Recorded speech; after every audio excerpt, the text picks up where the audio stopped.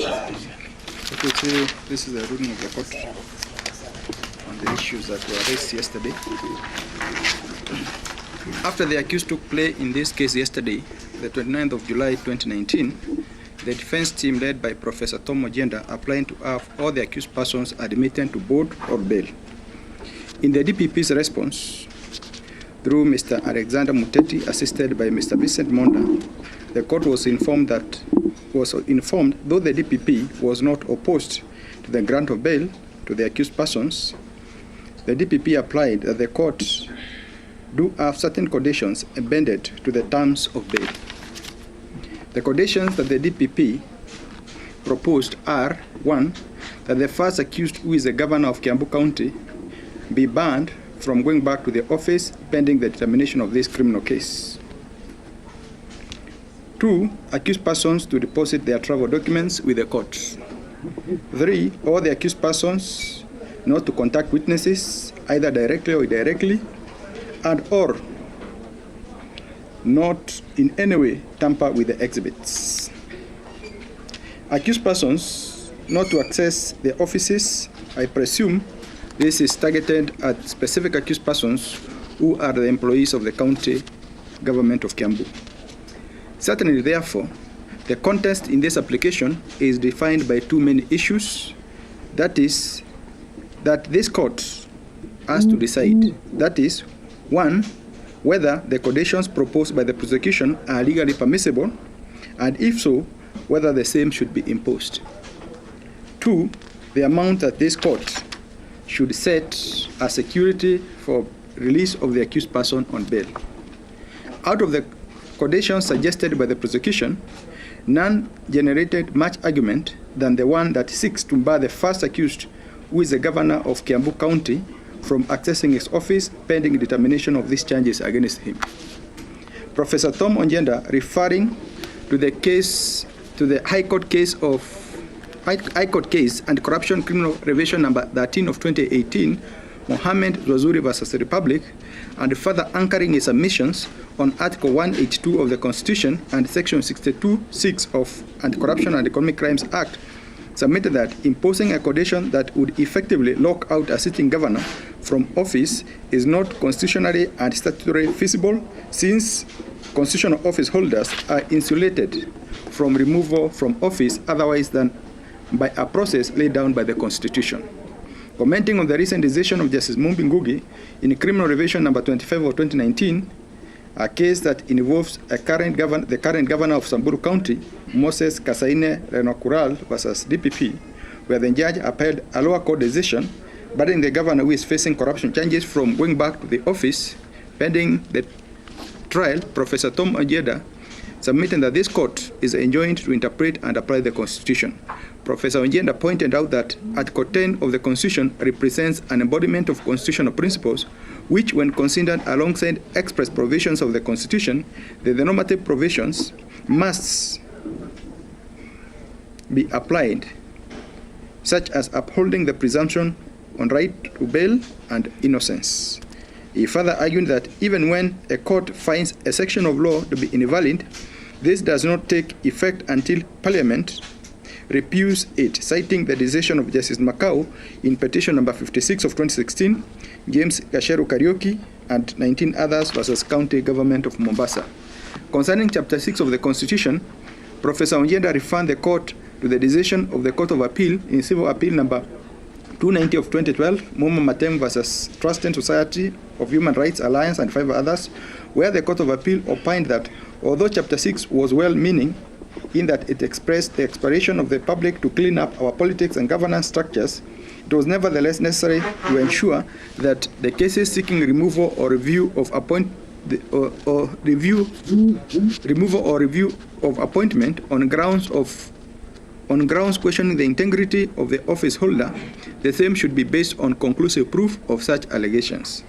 Counsel further referred to the petition number 552 of 2012, International Center for Policy and Conflict and 5 others versus the Attorney General and 4 others, which was a dispute in which the third and fourth respondents were facing serious charges before the ICC, yet they were held, yet they were allowed to vie for political office on the ground that they are presumed innocent until the contrary is proved. Professor Ongenda submitted that locking out the governor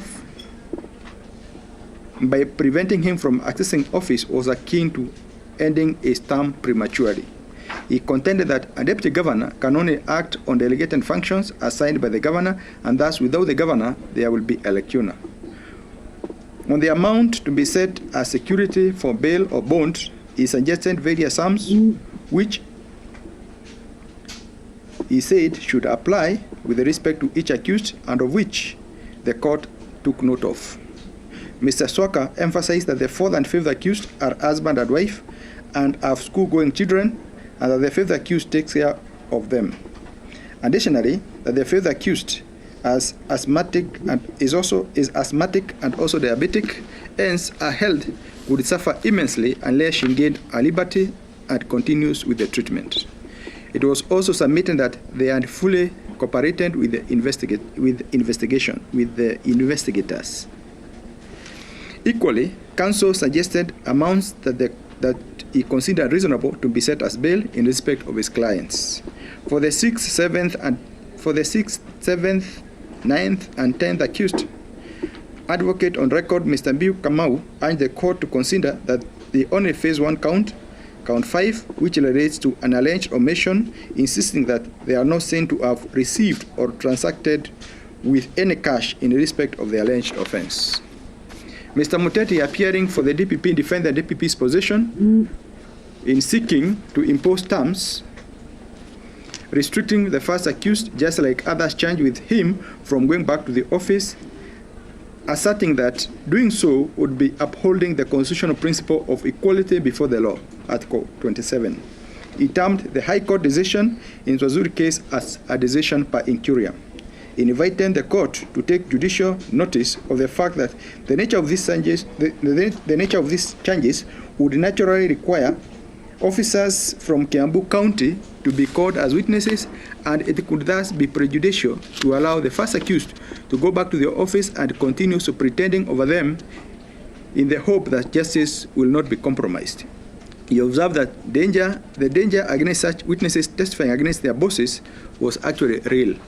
He was of the view that if the people of Samburu County could go on without their governor, following the decision of Justice Mumbi Ngugi, then equally the people of Kiambu could do so without him, downplaying the suggestion by the defense that there would be a serious lacuna. He urged the court to be guided by the fact that there is a deputy governor who can take over the operations of the county.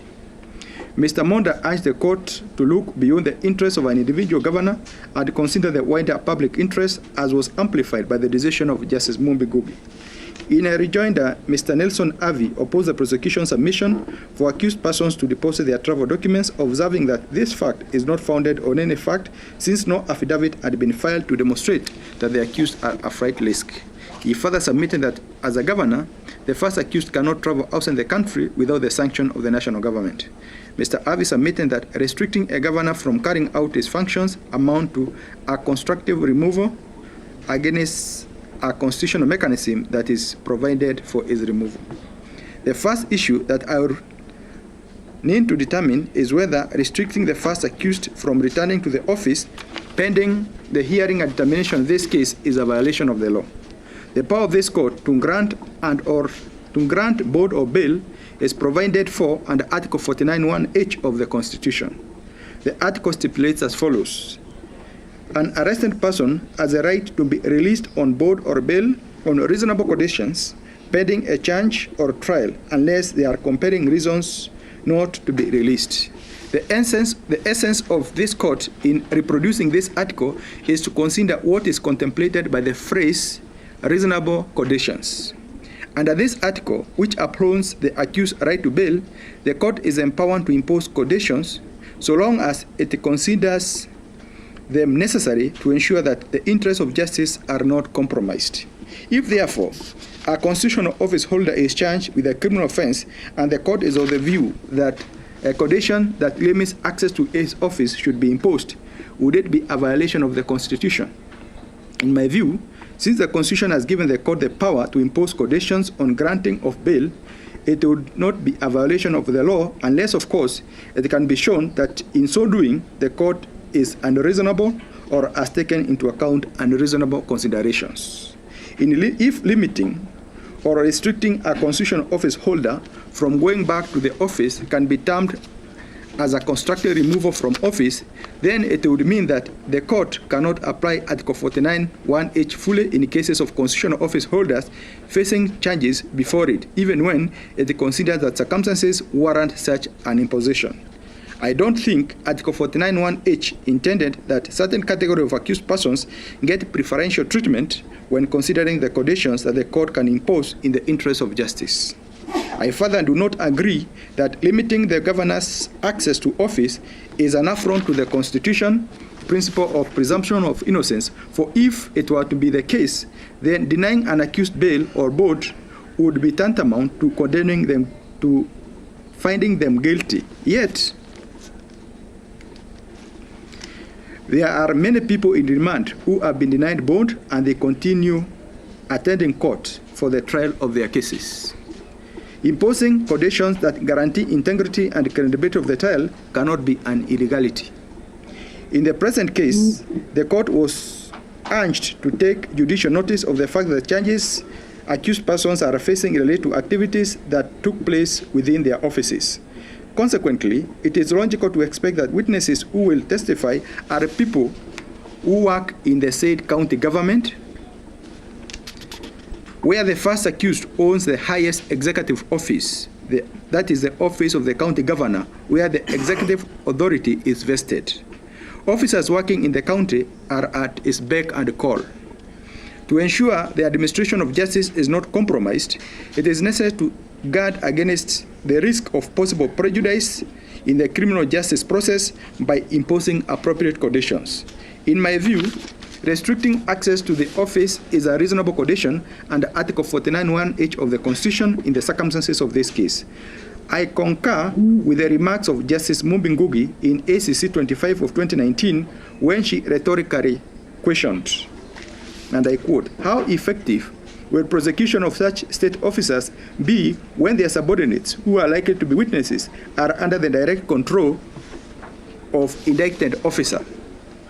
Can the issue of Section 62(6) of ASECA, on the issue of Section 62(6) of Anti-Corruption and Economic Crimes, I would say that following the decision of the learned judge in Criminal Revelation number 25 of 2019, Moses Kasaine and Kolar versus the DPP, the said section has now been rendered nugatory. The judge found in no uncertain terms that the said section offends the principle of equality before the law and Article 27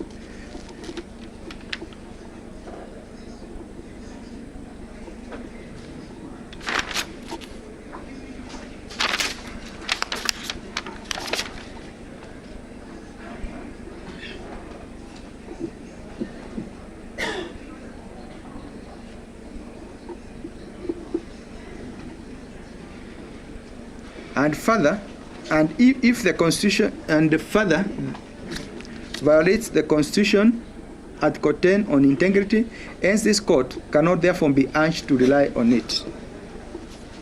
Indeed, it must be underscored that this has always been the position of this court, and even in the Zwazuri case, that is what this court had delicately opined. The submission made by Professor Onjenda that even where the court declares a law to be invalid, it does not become so unless repealed by Parliament is, in my view, misleading. The learned professor referred the court to petition number 56 of 2016, James Gashero Kariuki and 19 others versus the County Government of Mombasa to buttress that position. However, my reading of the same authority revealed that what was an issue in that case was not an issue of a section of law or law that was unconstitutional. Rather, what was in issue in that authority were two statutes which were contradictory to each other, and the court was being invited to order the repeal of one while maintaining the other. This is what the court said it could not do. It could not be invited to do, and held as follows. There is nowhere in the Constitution or in the Act where the High Court is empowered to repeal or order the repeal of statutes that are considered illegal or contradictory. On the contrary, the High Court has expressed power to interpret the Constitution, and in so doing can declare any law that is inconsistent with the Constitution void to the extent of the inconsistency, and Article 2(4) of the Constitution. In a considered decision, Justice Mumbi Ngugi found the provisions of Article 66(2) of Anti-Corruption and Economic Crimes Act are contrary to the Constitution requirements of integrity in governance, are against national values and principles of governance, principles of leadership and integrity in Chapter 6, and undermines the prosecution of officers in the possession of the applicant in that case. Indeed, she found the same provisions entrench corruption and impunity in the land. This is a decision, unlike Zwazuri decision, unlike the Zwazuri decision of Justice Ongundi, that delve deeper into considering the entire provisions of Section 62 of Anti-Corruption and Economic Crimes Act and weighed them against the Constitution. I find Justice Mumbi Ngugi's decision more persuasive and authoritative in that regard, and thus consider it as binding on the decision of this court. As for the other cases relied on by Professor Tom Onjenda on issues of integrity, I found them to be more general in their approach as opposed to the more specific decision of Justice Mumbi Ngugi, which addresses the relevant provisions of the Act on which charges against the accused persons are founded. As for the submission that the governor's absence will orchestrate a lacuna, that too is addressed by Justice Ngugi, where she considered Section 32, subsection 2 of the County Government Act, in which she observes that if the governor is unable to act, his functions can be performed by the deputy governor. Barring the first accused from going back to the office, therefore, does not violate the Constitution or amount to removal. It is intended to ensure the integrity and credibility of the trial and to ensure that public interest is safeguarded. Indeed, the judge in Anti-Corruption case number 25 of 2019 captured this concern more aptly when she remarked, and I quote, "He is charged with basically enriching himself at the expense of the people who elected him and who he is expected to serve. Would it serve the public interest for him to go back to the office and preside over finances of the county that he has been charged with embezzling from? What message does this send to the citizen of their leader when their leaders are charged with serious corruption offenses and are in office the following day overseeing the affairs of the institution?" End of quote. Consequently, this court will grant bail to accused persons and impose the following conditions. The first accused shall not access his office until this criminal case is heard and determined. Equally, accused persons who are employees of the county government will not access their offices during the pendency of this criminal case. The rest of the accused persons are also barred from setting foot in Kiambu County offices pending this trial.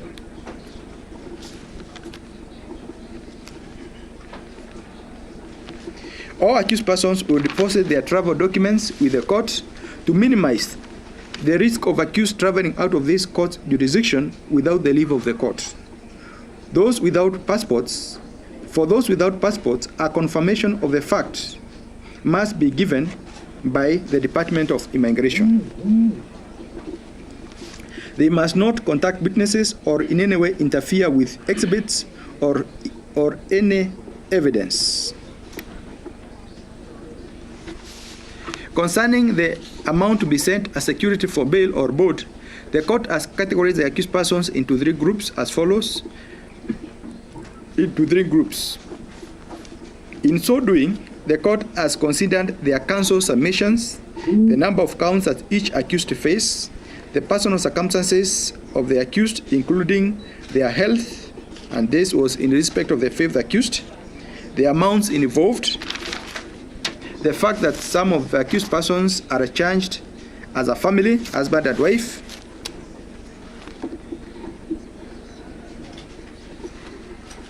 and further, additional information provided by counsel in their submissions.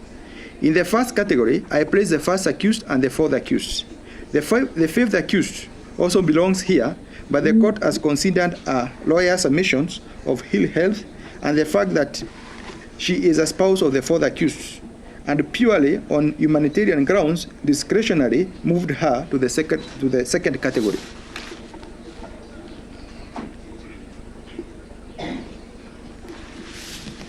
As for the first and the fourth accused, therefore, each shall be released on depositing a cash bail of Kenya shillings 15 million, in the alternative a bond of Kenya shillings 30 million plus a surety of like amount. In the second category, the court places the second category, the court places the second accused and the fifth accused, who shall pay a cash bail of Kenya shillings 4 million each. In the alternative, a bond of Kenya shillings 10,000 plus a surety of like amount. As for accused 6, 7, 8, 9, and 10, the civil servants who sat in the tender, who are arranged to have sat. So who are arranged to have sat in the tender evaluation committee and face County 5 alone, they shall be released on depositing cash bail of Kenya shillings 1 million each. In the alternative, a bond of Kenya shillings 3 million plus a surety to like amount.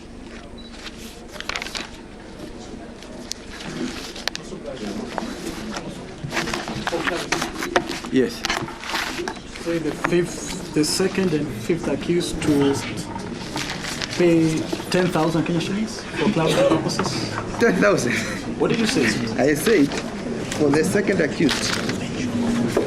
In the second category, the court places the second accused and the fifth accused, who shall pay a cash bail of Kenya shillings 4 million each. In the alternative, a bond of Kenya shillings 10 million plus a surety to like amount. 4 million. Yes. What category did you put the third accused? We have a third accused. Yes, we have a third accused. I If think your this. honor prefers goes happy with us. Unfortunately, I should be able to check where he belongs, and I place him accordingly. Isn't the civil servants category? No, civil servants are in category. The ones in those are the ones in count number 5. That accused is in which count? Luka Mwangi, Wahinya. So this one is in category 1. For clarity, category Yes. 1 you said it was 15 million Kenya shillings? Yes, this one is in category 1. I have looked at the amount of charge, the amount arranged to have been lost. So it will be in category 1. So it is first, second, and third will be in category 1. When you have one application together with documents. Yes. Sorry, was it second accused? I said category 1 is first and fourth. Yeah? Okay, let me check. You know, I was doing this thing in a hurry, so you'll excuse me, please. Yes. I want to place them appropriately so that I also don't do an injustice here. So first, in category 1, we will have the first, third, and the fourth. Yes. Yes, Your Honor, we have an application to make. Just a minute, please, Counsel. Your Honor, may we apply that the court avails certified Okay, so copies of sorry, proceedings? Counsel. As for the the first category, we will have first accused, third accused, and fourth accused. First, third, and fourth. Yeah, first, third, and fourth. Then the second category is the second accused and fifth accused, who are spouses of some of these people. Yes, Your Honor, just for purposes of record, we wish to apply for Yes. certified proceedings, type proceedings.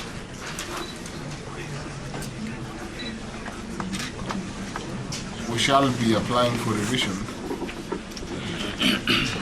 of your decision.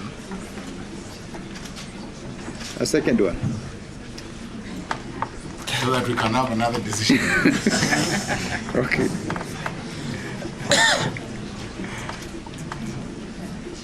Before another hearing. All right. Yes. But we thank you very much, Your Honor, for So certified copies of the proceedings to be supplied. proceedings, and we shall pay cost, we shall pay whatever is required of us. And the ruling, proceedings and the ruling. And if the ruling is available, we could even have it. I was not able to type the ruling. Can be shared if it's available. I was not able to type it because of the limitation of time, but I'm sure this one can be done very fast. If we can we have that today because we need to. Yes, I will ask them to do it so that you can collect it by the end of the day. File can be ready. So we can take a mention date to confirm compliance. Tomorrow? Compliance. Yes, we can be here they can type today, then we come tomorrow, and then we can the short.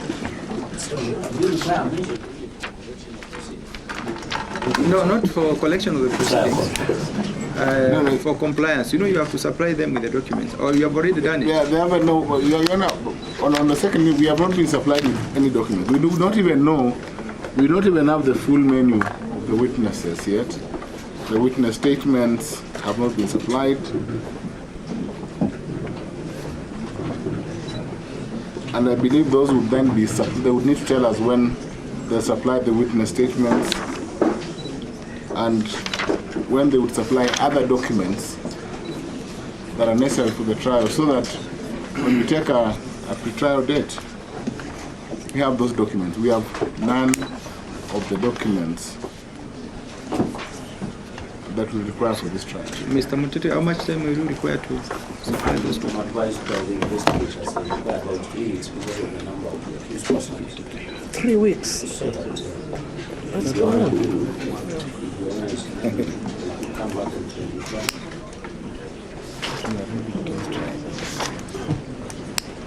No, Your Honor, 3 weeks is such an inordinate long period of time. The prosecution indicated that they were ready for a trial. If they were ready, we do not require 3 weeks. I think at most give them a week. Your Honor, maybe if I could be fair to my friend, fine.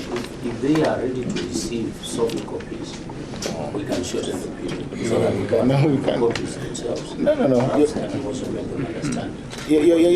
Can we, Mr. Mutete, you know this. When an accused person is brought to court, Your Honor, Yes. it is only fair, and we have been through this before your brother, Mr. Ogoti. Yes. When the prosecution should present an accused person to court when they are ready for trial. So that once a plea is taken, Mr. Mutete, we should kick off with the trial. Where are those statements? They do not have those statements and cannot purport to supply them in soft copy. Let us have a proper bundle of documents as contemplated by the law, exchanged, physically exchanged, not through some computer device. Let them get them. Your Honor, if they could try, now that he says that they have incapacity, we understand. If they could try and even do 14 days, they are saying 21 days. We can mention 14 days if they are able to get all the documents, then we can come back. I thought that they were ready. That was my impression, that they were ready. Your Honor, for the record, we are ready. Let my line friends stop insinuating that we are not ready. If he has a problem with electronic documents, then that is his problem. And we will more than willing. Your Honor, there is something which may not wait even a day. Yes. You have ordered that the accused persons should not contact any witness. We do not have a list of witnesses. And these people will be in trouble when they communicate with people they don't know. Then you are told here, Your Honor, that they communicated with a witness. Maybe they talk to a witness, they were trying to influence a witness. So that may not even wait a day. Let us have the list of witnesses. We don't have it.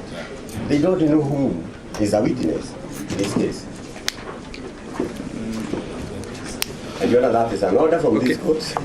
Let me do bring us into this. problems. I'll be away from the 12th up to around 23rd of August. So I'm coming back on 26th. So why don't we mention the matter on 26th? 26th. Yes. It's okay, we can. The court will be away. I'll Because of be the away court, for we can between come back. 12th to 23rd of August. At least we agree on that one, Mr. Mutete. Yes, we can mention the matter on 26th 26th of when, Your Honor? of August. Maybe before you pay off, Yes. In our application, in regard to the fourth and fifth accused persons, we relied on some documents that were original, belonging to children and to their. These documents, I carried them home. If I lost them, I don't. Unless their children migrate into home, because now I'll give them to my court assistant to sort out. maybe with your leave, we can approach her so as. Yes, but you will have to leave us with the copies. Thank you. Now that you have relied on them. Thank you so much. And lastly, just so that we will not again caught up in this problem of exchange of documents. Yes. Malaya friends could give us their addresses, because the experience we have, some of them have to report. You can barely trace them until the day you can next mention. So you have to be kind enough to do so.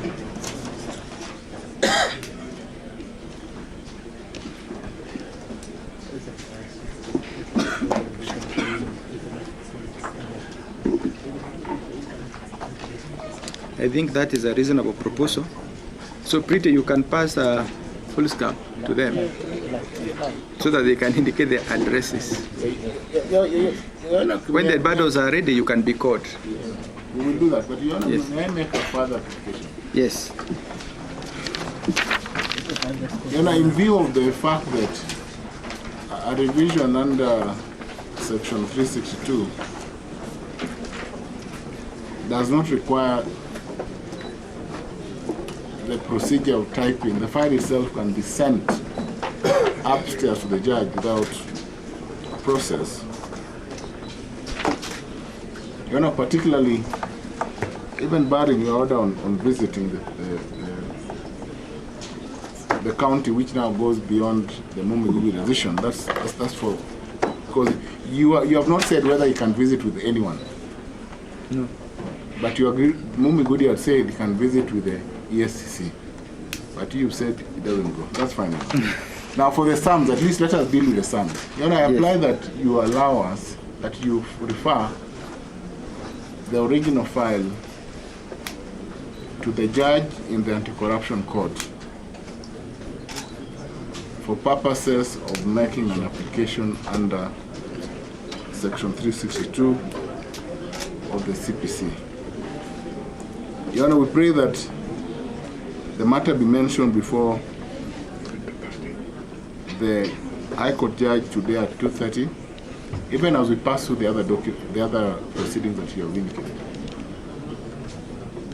I believe this is the most prudent way to proceed. I'm finding it a bit difficult to make an order in the lower court files. No, normally it's through a letter. We do the letter. Yes, you just do the letter. Today, we do the letter in the next 1 hour. I think the best Yes. thing is to do the letter to the deputy registrar, Yes. requesting for the file, and Yes. then she will write to ask us to take the file to the High To Court. quickly avail it. Yeah, that one will be done. That is a procedure. Because now I cannot direct in this file that the file be placed before the Yeah, judge. but at least you understand the. Yes, I understand. We want to set up the court again as the High Court. No. You know what you're doing. Okay, so we will mention this matter on 26th of August.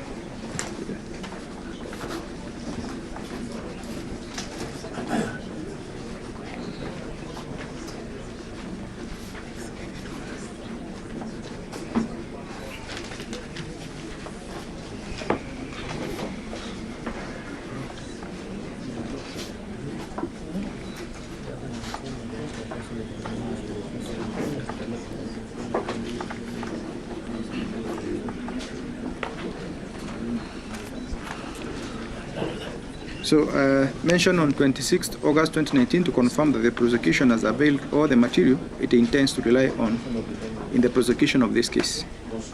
Your Honor, I plead for your last indulgence. Yes. Your Honor, I would pray that the court directs Yes. a period within which the first accused person can collect his personal belongings from the office, pending all these processes. Okay, make an application. I will deal with it. A form application. Yes, just make a form No, application. we'll do that. Yes, we'll do that. I thank you so much. Thank you so much. So in the meantime, I wish you all the best, Thank you so including much. challenging this decision. We'll come back.